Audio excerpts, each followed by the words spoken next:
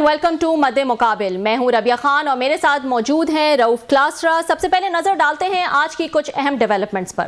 हुकूमत पीटीआई मुज़ाकरात में dead lock. बानी पीटीआई से मुज़ाकराती कमेटी की मुलाकात ना हो सकी। पीटीआई ने मामलात खत्म करने की भी धमकी लगा दी। दूसरी जानिब तहरीरी मुतालबात देने से इनकार। खान को बनी गाला मुंतकिल करने की पेशकश का भी इंकशाफ। गंडापुर ने तरदीद कर दी। कौन मुज़ाकरात को संजीदगी से नहीं ले रहा, हुकूमत या फिर पीटीआई? इस पर बात करेंगे।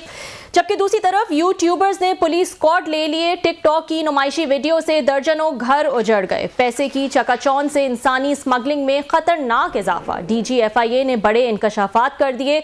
GT रोड के शहरों के बाद इंसानी स्मगलिंग फैसलाबाद झंग तक जा पहुंची। साहबजादा हामिद रजा ने बड़े पोल खोल दिए। ह्यूमन स्मगलिंग से मुतल्लिक बड़े इंकशाफात भी आपके साथ शेयर करेंगे। और हुकूमत का 1.5 लाख खाली आसामियां खत्म करने का ऐलान। 40 से जायद वजारतों में राइट साइजिंग। बड़े फैसले कर लिए गए। कौन कौन से वफाकी महकमे खत्म होने जा रहे हैं?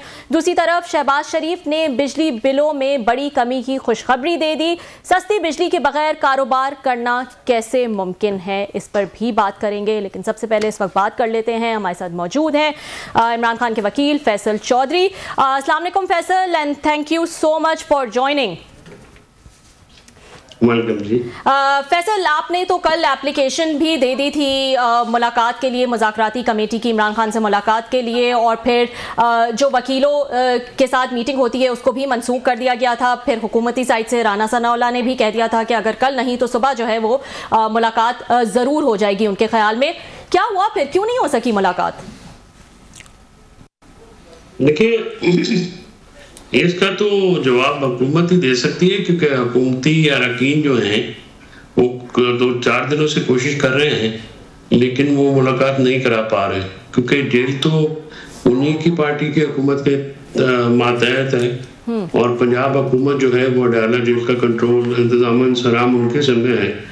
और ये यकीन दहानी भी कराई गई और मेरे इत्तला के मुताबिक हुकूमती कमेटी के जो अरकान हैं उन्होंने कोशिश भी की है।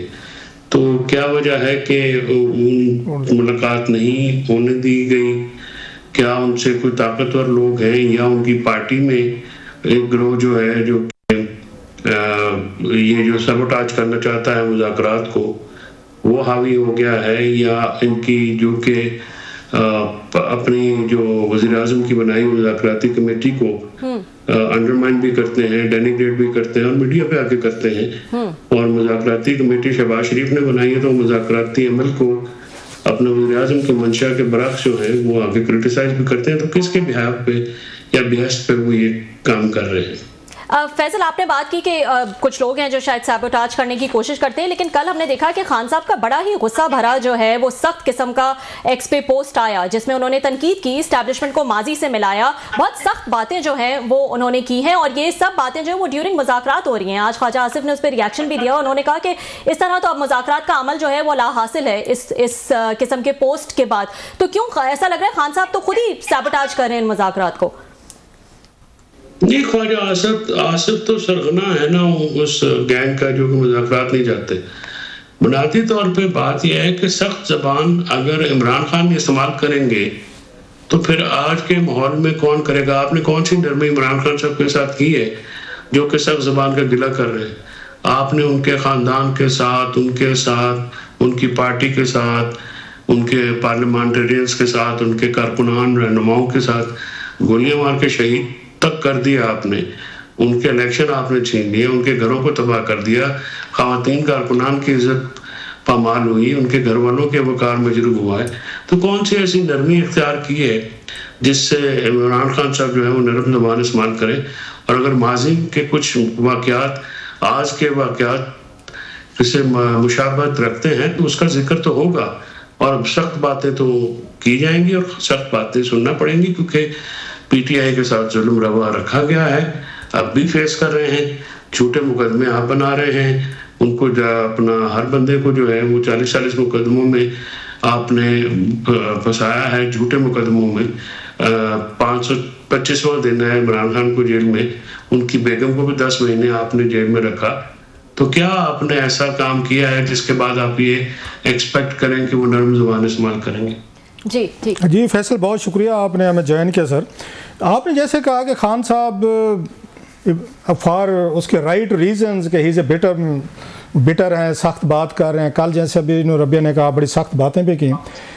अगर वो अपनी बिटरनेस से नहीं निकल पा रहे, उन्हें फील होता है for genuine reason, right reasons के ये हुकूमत जो है इतना इसने जुल्म किया है, ज़्यादतियाँ की हैं और उन्हें आके डेली बेसिस पे रिस्पॉन्ड करना है, तो फिर ये मुज़ाकरात किस बात के हो रहे हैं? अगर खान साहब कुछ दिन चुप नहीं रह सकते कि चले मौका दिया जाए, आपको दिया जाए, बैरिस्टर गौहर साहब को या कमेटी को बातचीत कर लें कुछ हफ्ते 2 हफ्ते के लिए, तो अगर खान साहब ने खामोश नहीं रहना और उन्होंने आके एक उसके रोज़ाना की बुनियाद पर उन्होंने बयानात देने, हुकूमत ने फिर देने, तो फिर तो ये यूज़लेस एक्सरसाइज है। फिर तो खान साहब को मुज़ाकरात में आने नहीं चाहिए था, अपनी स्ट्रेंथ जो उनका स्टांस था उसी पे कायम रहना चाहिए था। सर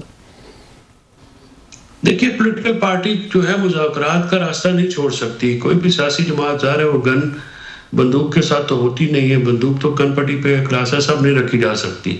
मुज़ाकरात जो है वो कोई भी सियासी पार्टी या सियासतदान जो है उसके पास एक ही हथियार होता है, और पहले ये तनकीद की जाती थी कि जी आप मुज़ाकरात नहीं करते। अब इस जो सूरत हाल नहीं है, मुझे ये सवाल करने में कोई आर नहीं है कि जो हुकूमती मुज़ाकराती कमेटी है उसके इख्तियारात के ऊपर क्या सवालिया निशान नहीं उठ गया, वो कितनी बाख्तियार है, ये सवाल अब ज़्यादा अहम हो गया, क्योंकि जो इसहाक डार साहब डिप्टी प्राइम मिनिस्टर भी हैं, अजीज़ भी हैं नवाज शरीफ साहब के, और राना सनाउल्लाह साहब मुशीर हैं, इरफान सदीकी साहब भी उनके सेनेटर जो हैं वो मुशीर भी हैं। अगर इन और स्पीकर साहब के होते हुए अगर मुलाकात नहीं हो पा रही इमरान खान साहब से, तो ये तो बड़ा एक सवालिया निशान उठ गया है हुकूमती मुज़ाकराती कमेटी के इख्तियारात के ऊपर कि ये किस हद तक जो है पावरफुल है।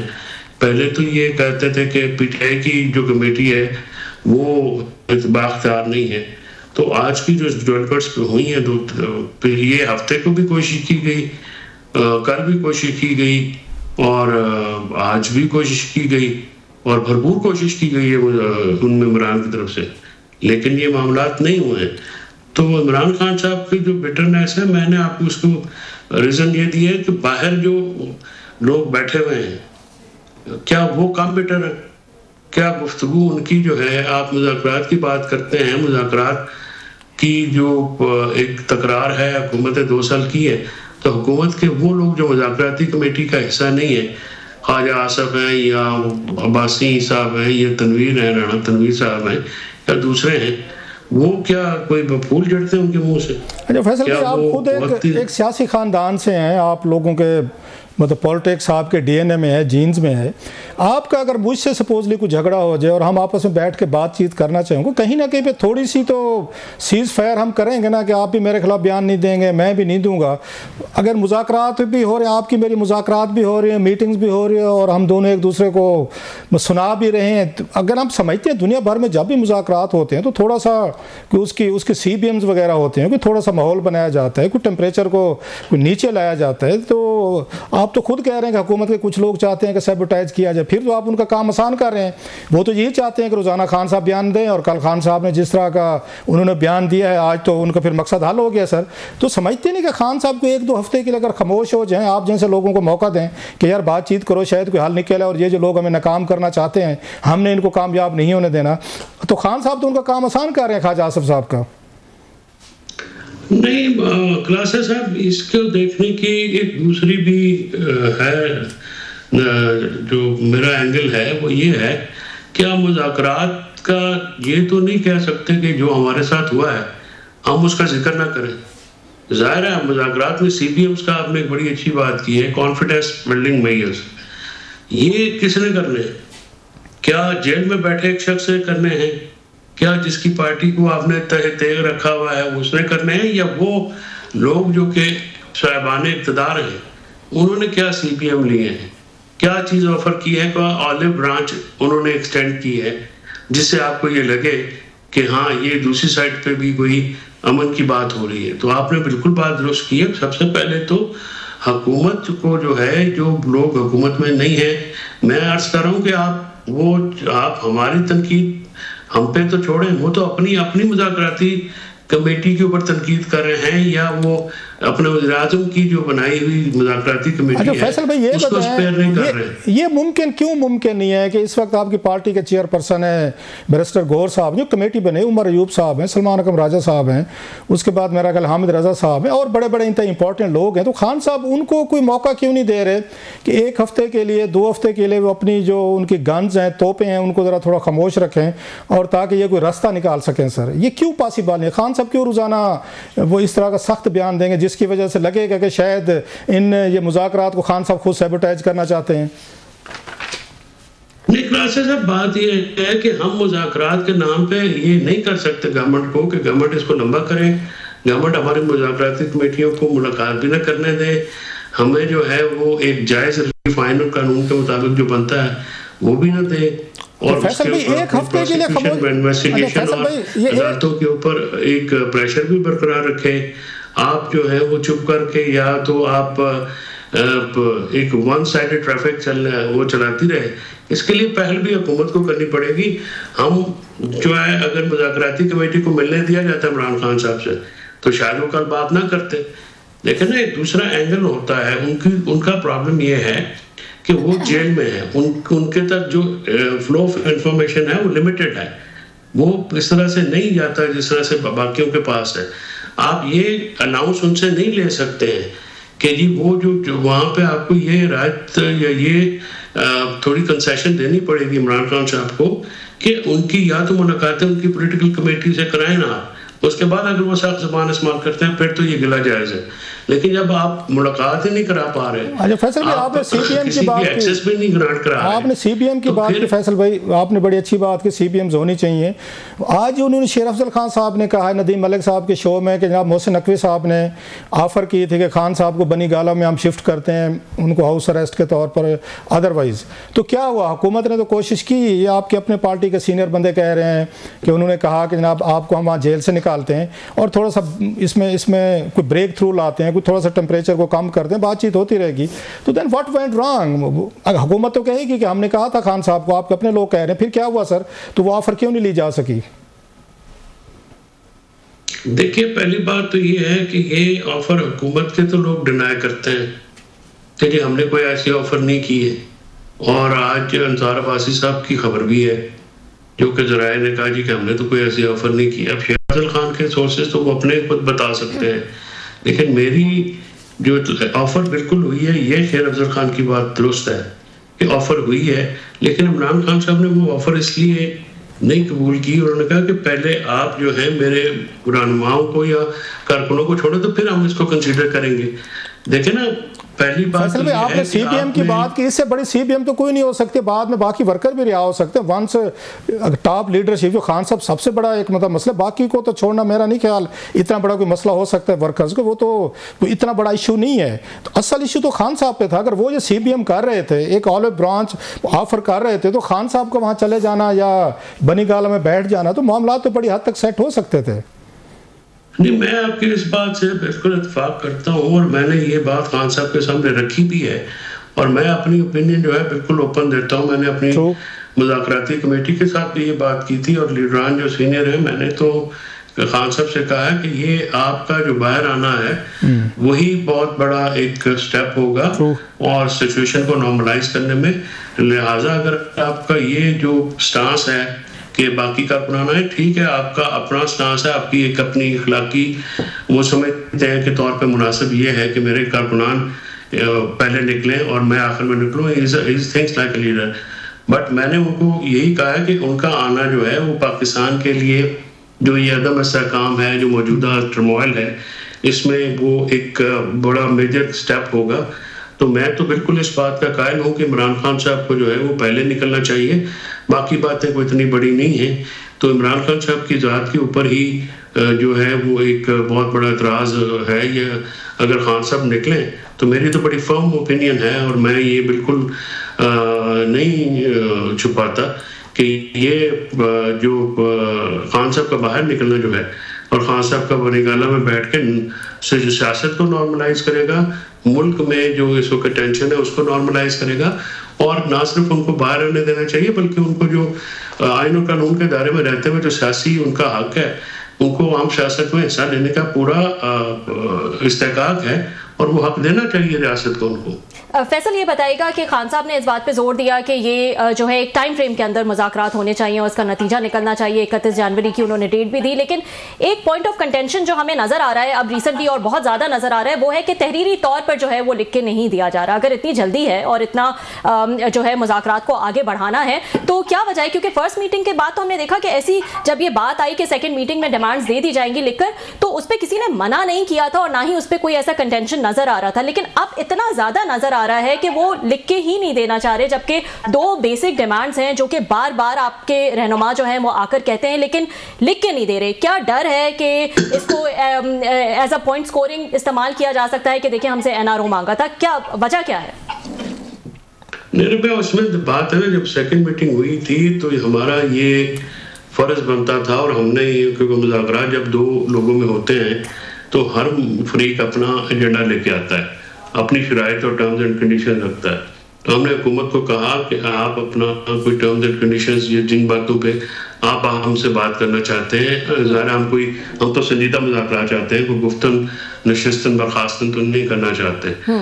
हमने उनको ये कहा तो उन्होंने कहा जी हमारी कोई डिमांड नहीं है। लिखने में प्रॉब्लम नहीं है, प्रॉब्लम ये लिखे जा सकते हैं। बात मुशावरत की है, इमरान खान साहब को का ये इस्तेकाक है, असूली बात है। जिस तरह से बाकी लीडरान को अपने मेंबरान तक एक्सेस है उनको एक्सेस देनी चाहिए। और जहाँ तक लिखने की बात है, मैं हामिद रजा की इस बात से बिल्कुल एग्री करता हूँ कि फिर हुकूमत ये लिख दे कि हमारा कोई एजेंडा नहीं है, वो इनको लिख के दे दो, ये उनको लिख के दे दो। वो तो कहते हैं कि आप लिख के देंगे, कोई प्रॉब्लम नहीं। वो तो कहते हैं आप लिख के देंगे तो हम उसका जवाब भी देंगे। मैं आपसे ये भी पूछना चाहूंगी कि आप जब ये सेकंड ये अभी आप जो मिलने की बात कर रहे हैं उसमें आप कहते हैं कि हमें खुला माहौल दिया जाए और एक अनमॉनिटर्ड जो है वो मीटिंग की जाए। पहले भी एक मीटिंग जो है वो हो चुकी है, क्या उसमें ऐसी कोई चीजें थी, ऐसी कोई जो है वो मॉनिटरिंग इतनी सख्त थी कि उसकी फिर कंप्लेन की गई और फिर कहा गया कि अब हमारी मीटिंग उस तरह की नहीं होनी चाहिए, अनमॉनिटर्ड मीटिंग होनी चाहिए और इसी वजह से शायद ये मीटिंग डिले हो रही है आपके ख्याल में?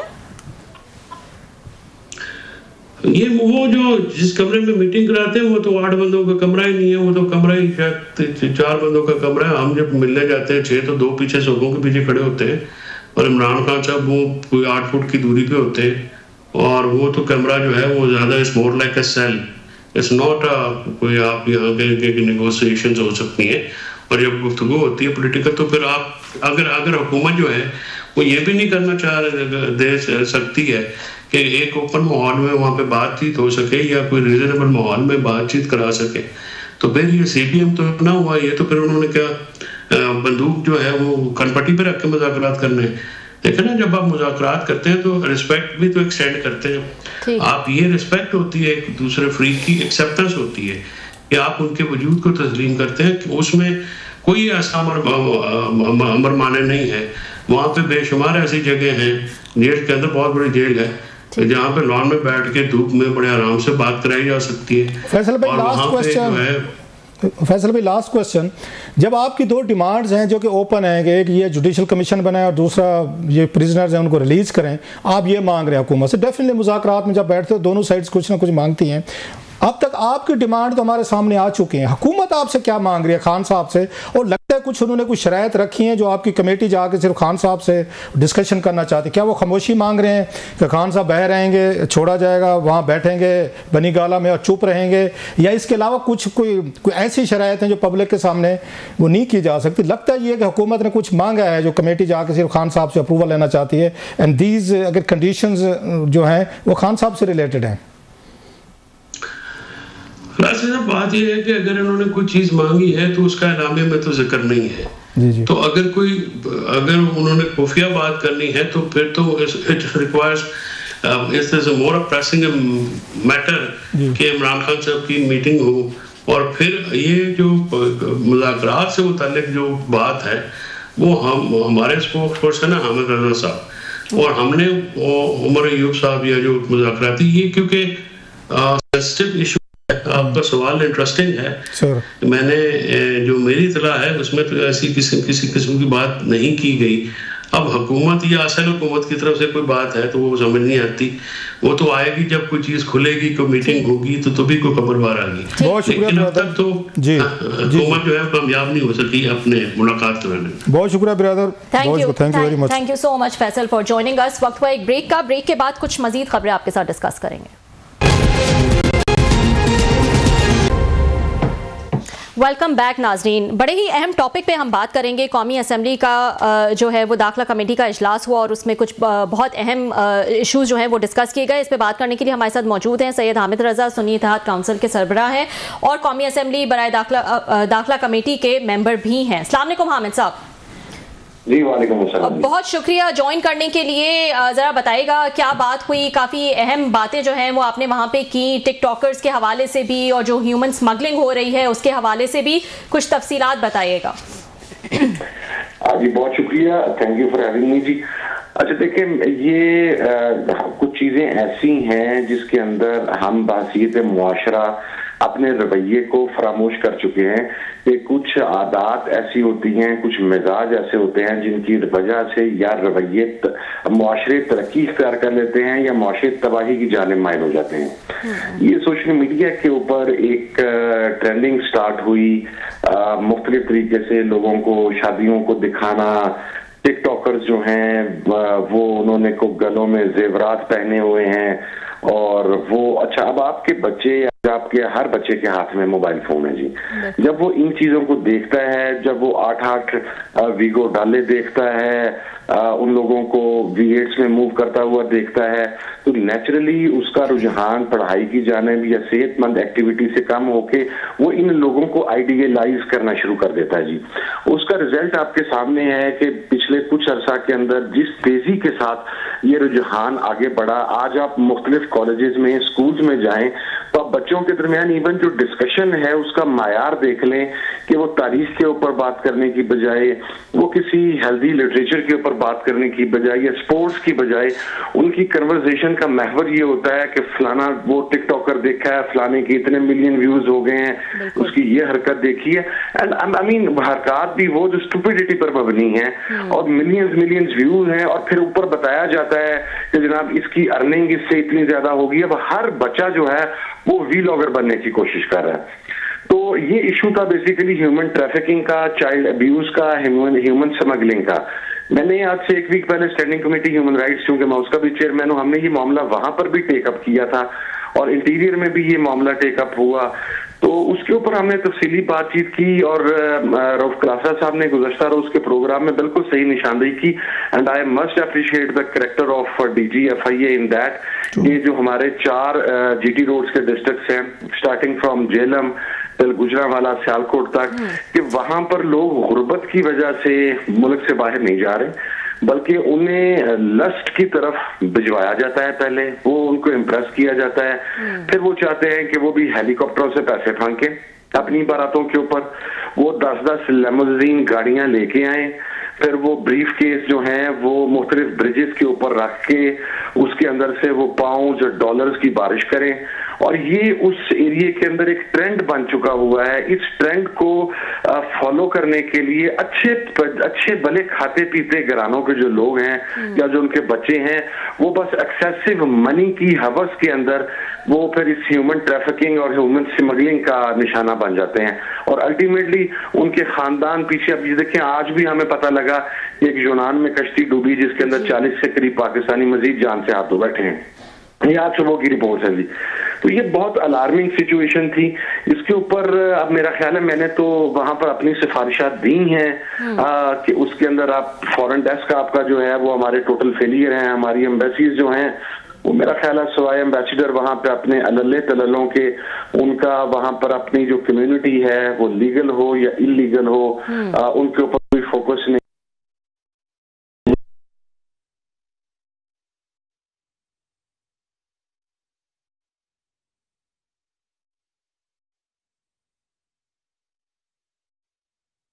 हैं सीरिया, और सीरिया में वो स्टक हो जाते हैं, इजिप्ट में, फिर जब यहाँ पे स्टक होते हैं तो फिर वो इराक की तरफ निकलते हैं, वहां पे स्टक हो जाते हैं, यूनान में स्टक हो जाते हैं। उनका फिर वहां कोई पुरसाने हाल नहीं है जी। उनको बेसिकली फिर वहां पर वो चाइल्ड अब्यूज का निशाना भी बनते हैं, वो फिर हर मुसीबत से गो थ्रू होते हैं। वहां पे हमारी जो एम्बेसीज हैं उनसे वो राब्ता इसलिए नहीं कर पाते कि हमारी एम्बेसी तो पकड़ के उन्हें फिर 1 मिनट में उन्हें फैसिलिटेट करने की बजाय उन्हें जेलों में डलवा देती है। उसका कोई मैकेनिज्म के हवाले से मेरी सिफारिशात थी, मैंने वो वहां पर दी। पाकिस्तान के अंदर हमने एक और इशू उठाया हुआ है कि हमारी कॉलेजेस में और स्कूल्स में सर ड्रग्स बहुत ज्यादा आ गई हैं।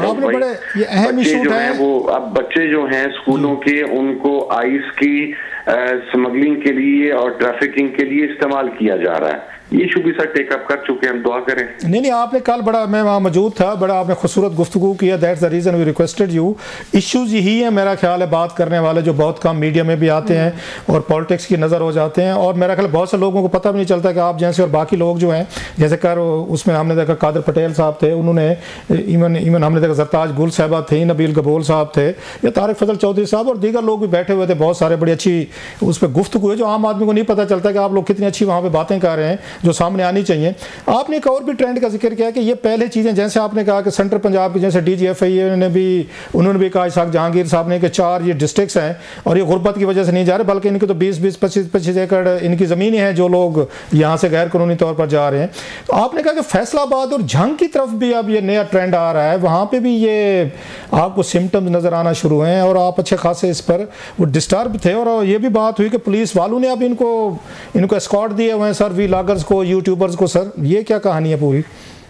जी सर, रोफलासा साहब, ये अगर आप फैसलाबाद की बेल्ट स्टार्ट करें ना जी, आपका GT रोड जो चिन्योर से टुवर्ड्स जंग जा रहा है सर, यहाँ पर दोनों साइडों के ऊपर जी, और इसी तरीके से अगर आप टोबा वाली साइड के ऊपर चले जाएं और फैसलाबाद से इवन मेरे साथ वाला हल्का जो डॉक्टर निसार साहब वाला है, वो चूंकि सिटी में नहीं आता तो वो देही इलाके में आता है, वहां पर सर अब एक बड़ी तादाद में रिपोर्ट हो रहे हैं कि लोगों से पैसे लेके एजेंट्स जो हैं वो उन्हें यहाँ से गैर कानूनी तरीके से बलूचिस्तान से स्मगल करवाते हैं, पाकिस्तान से बाहर भिजवाते हैं, और फिर वो बेचारे रास्ते में मर खप जाते हैं और उनके खानदान पीछे सर जो है वो रो रहे हैं।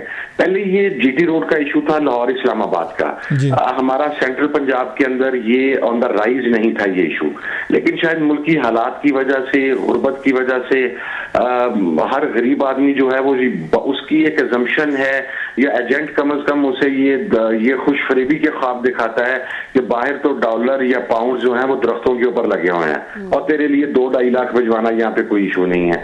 तो वो सर ये ट्रेंड अब सेंट्रल पंजाब में बहुत स्पीडीली एंटर हुआ है। मुकाबला तो नहीं है, शरीके का जो मुझे कल लगा है वहाँ से गुफ्तगू सुन के उनकी DG साहब की, FIA साहब की, इसाक जहांगीर साहब की, उससे तो मुझे ये लगा ये शरीके की लड़ाई है, ये तो बिरादरियों की लड़ाई है कि फलां का बच्चा जो है उसने घर बनवा लिया, फलां ने लेमोजीन ले लिया, उसने अपनी शादी पे हेलीकॉप्टर से पैसे उसने फेंकवाए हैं, किसी ने डॉलर जो है वो फेंके हैं। तो मुझे तो यूँ लगा है कि बिरादरियों की लड़ाई है सर, जैसे इलेक्शन में होती है, ये तो इज्जत और अना की लड़ाई लड़ी जा रही है। गुर्बत से ज्यादा तो ये मसला है सर कि यूरोप जाना है, और जैसे आपने कहा 4-5 डिस्ट्रिक्ट हैं सर पूरे पाकिस्तान में। राहुल भाई, आप किसी दिन अपनी टीम साथ लें, मैं आपको लेके जाता हूं सर। आप यकीन करें, क्योंकि मेरी ट्रैवलिंग बहुत ज्यादा है सर, ये पूरा जेहलम और ये मंडी बहाबुद्दीन की बेल्ट में सर मैं आपको कोठियों के ऊपर लेके जाऊंगा, 6-6 कनाल पे बनी हुई कोठियां रऊफ भाई, और वो 20-20 साल से बंद है, सिर्फ अपने पैसे की नुमाइश के लिए सर। वो वहां पे अंदर वो जाड़ बूंच, वो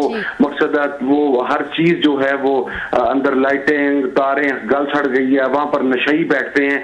लेकिन वो क्या होता है जी कि ये फलाने बंदे की कोठी या उसके बच्चे यहाँ पे 4 साल बाद पाकिस्तान आते हैं तो उन्होंने जनाब कोठी रखी है, मतलब चुतराहट का खेल है। मतलब अहमद भाई ये सारा चुतराहट का खेल है कि हम चौधरी हैं और पूरे गांव में हमारा घर सबसे बड़ा, ये 3 मंजिल है, हमारा 4 है, ये गाड़ियां हैं, ये पैसे हैं, ये डॉलर है, ये तो मतलब ये खेल रहा है सर, चुतराहट का खेल है सर। ये चुतराहट का खेल है। बदकिस्मती से हम अपनी माशरती रवैयों में रऊफ भाई इस्लाह के लिए तैयार नहीं है। अभी मैंने आपने जो टिकटॉकर की बात की सर, मैं अभी उस बच्चे को कोट नहीं करता, मेरे पास 7 वीडियोस आई हैं जो मैंने ह्यूमन राइट्स वाली कमेटी में भी मैंने उसके ऊपर रिपोर्ट मंगवाई है सर उसने जेवर पहना होता है, अच्छा वो उसका अपना एक जाती फेल है, मुझे आप नो इश्यूज बताएं, लेकिन सर उसके साथ पंजाब पुलिस के 7 गनमैन हैं। अच्छा। एक ने उसकी डायरी पकड़ी हुई है, एक ने उसके ग्लासेस का कवर पकड़ा हुआ है, एक ने जनाब पीछे गन पकड़। मुझे यानी ये समझ नहीं आती कि इस मुल्क में जब लॉ एंड ऑर्डर की सिचुएशन ये है कि किसी हर हामिद भाई, हमने आपकी बात काट रहा हूँ, हमने तो फिर जाहिर किया जर्नलिज्म में, टीवी पे शो करके, अखबारों में जाप करके कि हमसे तो टिकटॉकर बेहतर हैं, पुलिस वाले जिनकी डायरियां तो कलम 7-7 8-8 लेके फिर रहे हैं सर, हमारे साथ तो एक भी नहीं आता। तो बहरहाल सर ये बहुत शुक्रिया, आपने बड़ी तफसील से बताया। हम आपको फिर भी उसका दोबारा हम आपसे रिक्वेस्ट करेंगे, बहुत सारे टॉपिक्स हैं, इश्यूज में बात करने वाले हैं। बहुत शुक्रिया आपका। थैंक यू हामिद साहब फॉर जॉइनिंग अस। वक्त हुआ है एक ब्रेक का, ब्रेक के बाद हम दोबारा हाजिर होते हैं। वेलकम बैक नाज़रीन। ब्रेक पे जाने से पहले हम बड़ा अहम इशू डिस्कस कर रहे थे, ह्यूमन स्मगलिंग का, और कैसे टिकटॉकर्स जो हैं वो इस चीज़ को इन्फ्लुएंस करते हैं। वैसे तो क्लासर साहब ये टिकटॉक वीडियोस वगैरह देखें तो लोग बड़े एंटरटेन होते हैं, जिस किस्म की वीडियोस जो है वो यहाँ पर चल रही होती हैं, लेकिन उसका इतना संगीन जो है एक इम्पैक्ट सोसाइटी पर जा रहा है, ये कभी कोई सोचता नहीं है। और आज हामिद रजा साहब ने काफ़ी डिटेल में जो है वो ये एक्सप्लेन किया। हामिद रजा साहब ने कल कमेटी में बड़ी अच्छी गुफ्तगू की थी, अभी भी उन्होंने जिस तरीके से गुफ्तगू की, इट्स अलार्मिंग। आप पेरेंट्स हैं वो भी उनको इनकरेज कर रहे हैं, पैसा आ रहा है ना, आप तो लोग जिस तरह टिकटॉकर पे, अब ये कहना नहीं चाहिए, हमारे जैसे जो लोग हैं वो भी इस बात पे थोड़े से वो ज़्यादा शर्मिंदा हो जाते हैं, जिस तरह की वीडियोज़ आना शुरू हो गई हैं व्यूज़ लेने के लिए। मतलब बंदा हैरान होता है कि लोग किस एक्सटेंट तक जा सकते हैं। स्पेशली हम मतलब घरों की बात तो चलो छोड़ देते हैं, नौजवान वो जो उन्होंने इम्पैक्ट बताया है। और कल वो गुफ्तगू कर रहे थे वहाँ पे DGFI है जो इसाक जहांगीर साहब, उन्होंने बड़ी अहम बातें की हैं वहाँ पर। उन्होंने कहा ये जो कहा जा रहा है कि गुर्बत की वजह से लोग जा रहे हैं, ये सिर्फ 4 ही डिस्ट्रिक्ट के लोग गुर्बत की वजह से क्यों जा रहे हैं, पूरा मुल्क की आबादी 25 करोड़ है भाई। बलोचिस्तान में भी गुर्बत है, सिंध में भी है, हमारे साउथ सराय के इलाकों में भी है, आपके KPK में भी है, ट्राइबल हर जगह पे है। तो ये सिर्फ 3-4 इलाके जो उन्होंने गिनवाए, इसमें से उसमें कहा गुजरांवाला, गुजरात, मंडी बहाउद्दीन, झेलम वगैरह, ये सारे इलाके ये खुशहाल इलाके हैं कंपैरेटिवली देखा जाए तो। ये बेल्ट जो है ये इतनी वो नहीं, इंडस्ट्री भी है। गुजरांवाला देख लें, फैसलाबाद देख लें, सियालकोट देख लें, पूरे पाकिस्तान के सबसे ज्यादा एक्सपोर्ट जाती है। वहाँ के लोग तो गरीब नहीं हो सकते, कह भी नहीं सकते, मजदूरी नहीं मिल रही। सो उनका ये कहना था जनाब एक दूसरे को देख के शरीका चौधराट के उसमें बाज लोगों ने, माँ बाप कहते हैं कि फलाने का बेटा उसने हेलीकॉप्टर से पैसे फेंकवाए शादी पे और तू निकट हुई यहाँ पे बैठा हो। ये अल्फाज से कल DGI उन्होंने FIA ने कहे हैं कि वो उनके पेरेंट्स जो हैं, जो बाद में जिनके बारे में हम कहते हैं बेचारे रो रहे होते हैं, वो अपने बच्चों को वो उस दबाव में डालते हैं। अब जो 14 साल का बच्चा गया है जिसके बारे में कहते हैं उसको कोई मुस्तकबिल यहाँ पे नजर नहीं आ रहा था, बहुत बड़ी हमारे यहाँ वो आई है, बड़ी ट्रेजिडी हुई है, बड़ा दुख है बच्चे की डेथ पे। वो बच्चा कोई मजदूरी की वो इसके लिए नहीं कि पेरेंट्स जो हैं वो उन्होंने कहा उनके घर में जो उसमें अडल्ट था बेचारा, वो 14 साल का बच्चा था, उन्होंने कहा चलो इसको भेज देते हैं। सो जो चीज़ें कल बताई गई हैं, अभी फिर वो टाइम रहेगा हम इसको इस हफ्ता पूरा फॉलो करते रहेंगे स्टोरीज जो हैं। कल DGFI ने जो चीज़ें बताई हैं दे आर मोर मतलब अलार्मिंग। उन्होंने कहा एक एक बंदे को हमने इन्वेस्टिगेट जो किया है, जो लोग बेचारे वहाँ पे वो डूबे हैं, इनकी 25-30 एकड़ से कम जमीन नहीं है। अब 25-30 एकड़ वाला को गरीब तो हो नहीं सकता कि आप कहें कि गुर्बत की वजह से जा रहे हैं। वही वाली बात, हो जाते हैं, कोठियां हैं, आपको पैसा नजर आता है, लेमोजीन है, फिर खड़ी हुई है, आपने दिखाया है कि हम बहर गए थे, बहर से हमारे बच्चों ने ये भेजा है, वही शरीके के नाम पे आप लोग अपने बच्चों को भेज रहे हैं। तो बार बार क्वेश्चन वही था कि सिर्फ 4 डिस्ट्रिक्ट के लोग ही क्यों जा रहे हैं, गुर्बत सिर्फ 4 डिस्ट्रिक्ट में ही क्यों है, बाकी मुल्क से हमें नजर जो है वो लोग क्यों नहीं आ रहे डंकी मारते हुए। ठीक बिल्कुल। अब इस वक्त प्रोग्राम का टाइम खत्म हुआ है। I wish we could discuss it more. कल आपसे फिर मुलाकात होगी।